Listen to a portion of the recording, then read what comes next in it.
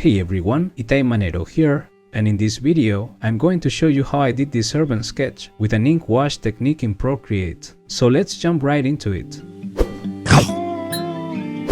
In order to achieve this, I used the Sketchbook Artist Bundle for Procreate, which includes the contents from the Sketchbook Experience for Procreate and my paper collection. You can find them all, along with free mini versions for you to try out, on my Gumroad page through the link in the top right corner of this video or in the description below. I also used this cool photo reference by Gabriella Clare Marino. You can find a link to the picture in the description below as well, in case you'd like to make your own attempt with the same subject. For this piece I worked on an 8.5 by 11 inches canvas size at 300 dpi. The first thing I did was to import a paper texture from my paper collection. I specifically chose the one called Rustic Sandpaper because it has this warm grey tone and some nice recycled texture to it, which I really like for urban sketching. It allows me to add some final details in pure white that really make the sketch stand out.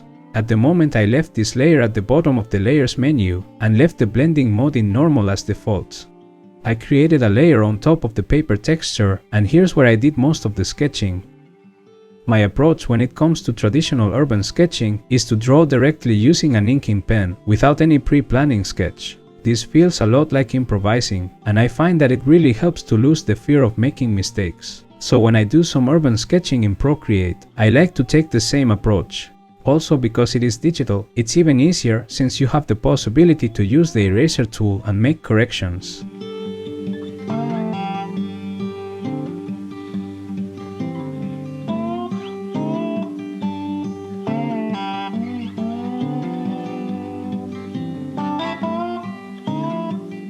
The main brush I used for all the sketching part was one of the Sketchbook Weary pens. And you're going to see that I changed the brush frequently and I used the Sketchbook Graphite brush. That's because I used this brush with the eraser tool anytime I wanted to erase something and do small corrections.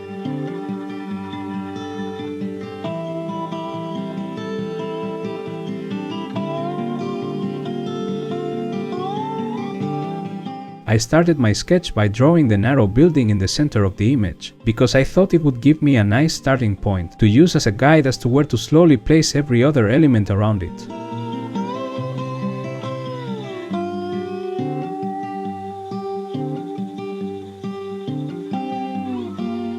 I soon started to add the main big structures of the other two buildings in the sides, and adding the stairs between those and the central building.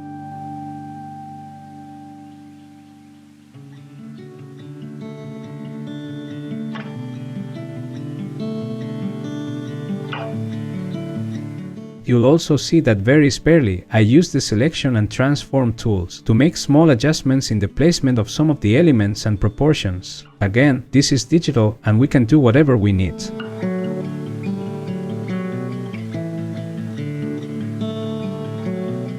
What made me choose this specific picture as a reference were precisely those alleyway stairs in both sides of the photo.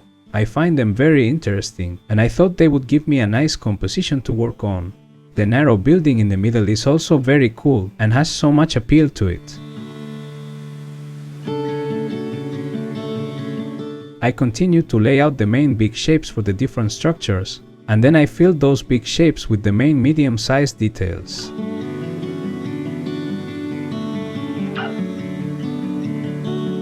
Once I had all these big and medium-sized shapes representing all the buildings and the stairs, it was time to start adding smaller details to give life to the piece.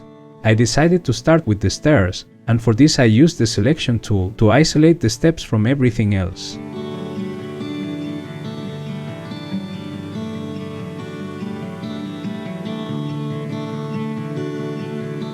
I then hand-painted all the steps using the Sketchbook Ink Wash 4 brush. I did this on a separate layer from the line work.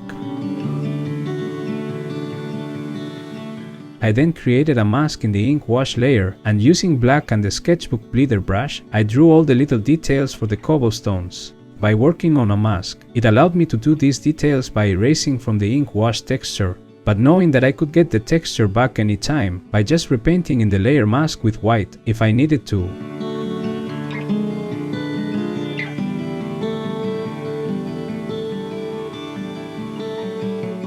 I tried my best to follow the circular pattern that I could observe the cobblestones had in the reference. I didn't obsess over it, and I didn't care if it didn't look perfect, as I was aiming for a careless or loose hand-drawn sketching style.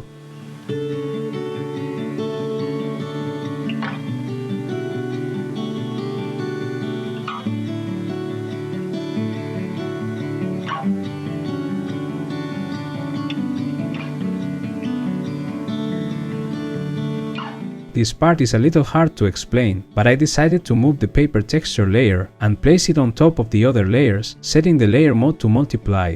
I did this because I wanted to use the lines of the cobblestones and move them from the mask to a regular layer so that I could paint some of the areas in the cobblestones black, and I wanted other areas to preserve the texture and color of the paper. Then I could erase some of the ink wash texture below the cobblestones lines, and this way have a more dynamic interaction between the line work and the ink wash below it. I apologize if I couldn't explain this better, but it is confusing even for me. Sometimes in art, you just need to try things and see where they take you, and that is what I did here.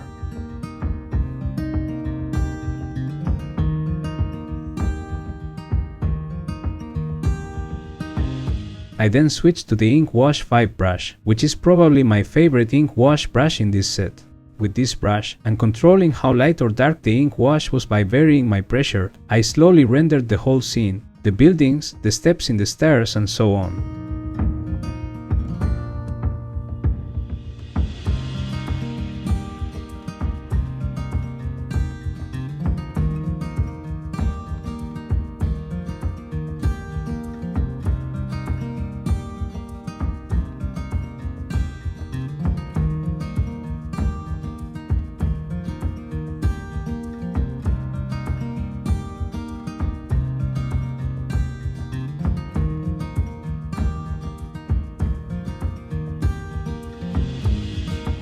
Observing the reference closely was very useful to determine what areas needed shadows and what areas needed light. Speaking of light, I created a layer on top of the paper texture and I used pure white to paint the light areas, giving the whole sketch a nice contrast. I focused the main light areas in the sky and a couple of touches in the buildings and the street lamp.